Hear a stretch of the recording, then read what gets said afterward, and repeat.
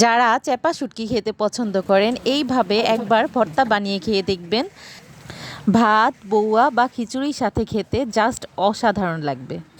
আসসালামু আলাইকুম এভরিওয়ান।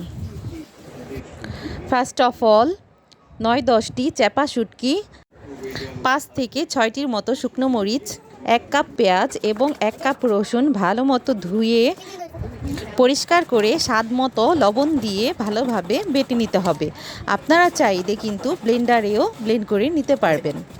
বাটা শেষে একটি পাত্রে তুলে নিচ্ছি। এখন একটি কড়াইতে প্রায় ২০০ গ্রাম সয়াবিন তেল, ১০০ গ্রাম সরিষার তেল দিয়ে হালকা গরম হলেই ভর্তা বাটাগুলো সব দিয়ে ভালোভাবে নেড়ে চেড়ে দিয়েছি এবং আমার কাছে ঝালটা কম মনে হয়েছে, তাই ১ টেবিল চামচের মতো মরিচের গুঁড়ো দিয়ে ভালোভাবে নেড়ে চেড়ে মিশিয়ে ভাজা ভাজা হয়ে গেলে একটি পাত্রে নামিয়ে নিচ্ছি। দেখতে যতটা লোভনীয়, খেতেও কিন্তু ততটাই মজা। একবার হলেও বাসায় এই রেসিপিতে বানিয়ে খাবেন, আশা করছি ভীষণ ভালো লাগবে। ভিডিওটি ভালো লাগলে লাইক, ফলো, কমেন্ট, শেয়ার করতে ভুলবেন না।